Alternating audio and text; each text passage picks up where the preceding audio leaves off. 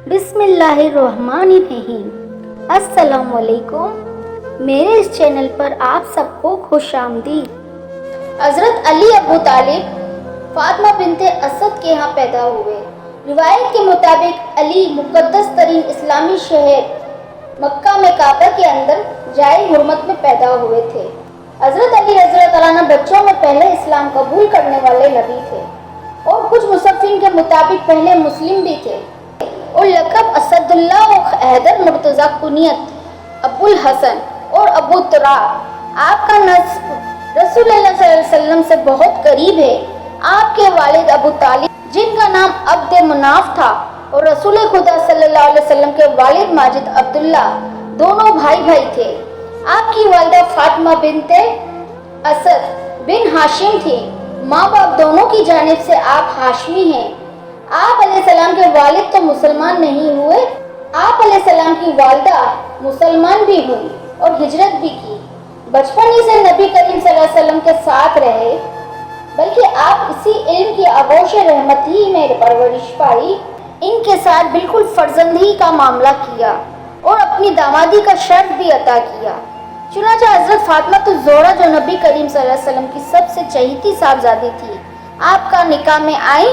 حضرت علی رضی اللہ عنہ صحابہ کرام میں سب سے اعلیٰ درجے کے فصیح و بلیغ خطیب سمجھے جاتے تھے۔ شجاعت و بہادری میں آپ سب سے زیادہ طاقتور سمجھے جاتے تھے۔ آپ کا مرتبہ بہت نمایاں تھا۔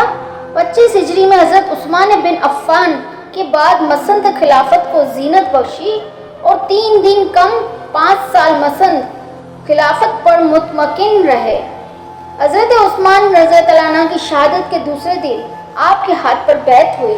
مدینہ منورہ میں جتنے مہاجر و انصار تھے، سب نے آپ کے ہاتھ پر ہر رضا و رغبت بیعت کی۔ ملک شام نے آپ کی خلافت تسلیم نہیں کی۔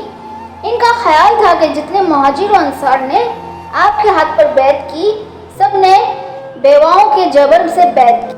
آپ کے عہد خلافت میں کفار سے جہاد بالکل موقوف رہا اور اسلامی فتوحات میں کوئی اضافہ نہیں ہوا۔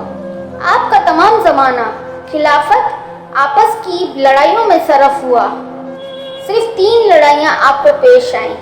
اول جنگ جمل، جس میں اول حضرت عائشہ صدیقہ رضی اللہ عنہ اور حضرت طلحہ و زبیر سے لڑنا پڑا۔ نمبر 2 جنگ صفین میں، جس میں حضرت امیر معاویہ اور اصل شام سے مقابلہ کرنا پڑا۔ نمبر 3 جنگ نہروان، جس میں خوارج سے مقابلہ ہوا۔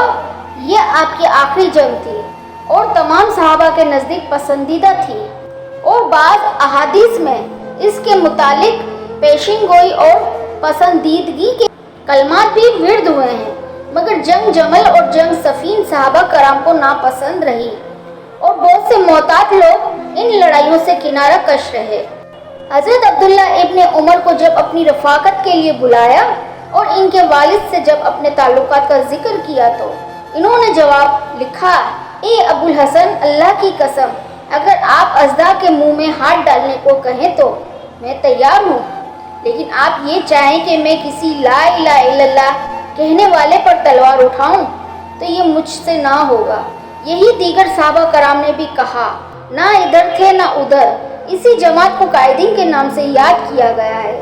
جنگ صفین کے بعد حضرت علی رضی اللہ عنہ کے قبضے سے تمام ملک نکل گیا، حتیٰ کہ آخر میں آپ کے پاس کوفہ اور مضافات کوفہ کے سوا کچھ نہ رہا۔ آپ علیہ السلام کی شہادت کی خبر نبی کریم صلی اللہ علیہ وسلم نے پہلے ہی دے دی تھی۔ چنانچہ ایک مرتبہ آپ علیہ السلام نے خود حضرت علی رضی اللہ عنہ سے فرمایا کہ اے علی رضی اللہ عنہ، اگلوں میں سب سے زیادہ شکی وہ تھا جس نے حضرت صالح علیہ السلام کے اونٹنی کے پیر کاٹے تھے، اور اگلوں میں سب سے زیادہ شکی وہ ہوگا جو تمہاری داڑھی کو خون سے رنگے گا۔ واقعہ کربلا آپ کی شہادت کا یوں ہوا کہ 3 خوارجی جنگ نہروان کے بعد مکہ معظمہ میں جمع ہوئے۔ عبد الرحمن بن ملنجم، برق بن عبداللہ، عمر بن بکیر، ان تینوں میں سے یہ معاہدہ ہوا کہ ان تینوں شخصیتوں کو قتل کر دیا جائے، علی ابن ابی طالب کو، معاذ بن سفیان کو اور عمر بن عاص کو، تاکہ خدا کے بندوں کو ان سے نجات مل جائے۔ ابن ملجم نے کہا کہ میں علی کا کام اپنے ذمے لیتا ہوں۔ برق نے حضرت معاویہ کے قتل کا ذمہ لیا، بکیر نے حضرت عمر بن عاص کا، सब ने ये भी तय किया कि सब अपना काम एक ही तारीख में करेंगे, यानी 11वीं रमज़ानुल मुबारक को। ये 17वीं रमज़ानुल मुबारक को इस मुआहदे के बाद अब बेल्जियम तो कूफा पहुंचा और वो दोनों मुल्क शाम गए। वो दोनों अपने मकसद में कामयाब ना हो सके, मगर इब्ने मलजम अपनी मुराद शफाजत में कामयाब हुआ। हज़रत अली मुर्तज़ा रज़ियल्लाहु तआला अन्हु की आदत थी कि फजर की नमाज के लिए बहुत सवेरे ही मस्जिद तशरीफ़ ले जाते थे और रास्ते में सलात और सलाम कहते हुए जाते थे। इस दिन इब्ने बलजम रास्ते में छुप कर बैठ गया। बस जैसे ही आप अलैहिस्सलाम पहुँचे तो इसने आपकी पेशानी मुबारक पर तलवार मार दी, जो दिमाग तक पहुँच गई। आप खून से नहा गए, आपकी दाढ़ी मुबारक खून से तर हो गई। हज़रत इमाम हसन रज़ियल्लाहु तआला अन्हु फरमाते हैं कि मैं पीछे पीछे चला आ रहा था, यकायक मुझे तलवार की चमक महसूस हुई तो अमीरुल मोमिनीन को ज़मीन पर गिरते हुए देखा और ये फरमाते हुए कि कसम है रब काबा, मेरी आरज़ू पूरी हो गई। जिस सुबह को ये वाक़या हुआ उस शब को आप अलैहिस्सलाम ने ख्वाब देखा था और हज़रत इमाम हसन रज़ियल्लाहु तआला अन्हु से बयान फरमाया था कि आज मैंने नबी करीम सल्लल्लाहु अलैहि वसल्लम को ख्वाब में देखा है और अर्ज़ की है कि ए अल्लाह के रसूल, आपकी उम्मत से मुझे बहुत तकलीफ़ पहुंची है। आप अलैहिस्सलाम ने फरमाया कि तुम इनके लिए बद्दुआ करो। मैंने कहा या अल्लाह, इनके बदले मुझे अच्छे लोग अता कर और मेरे बदले इनको बुरा शख्स दे। इस वाक़े के बाद चारों जानिब से लोग जमा हो गए और इब्ने मलजम पकड़ा गया।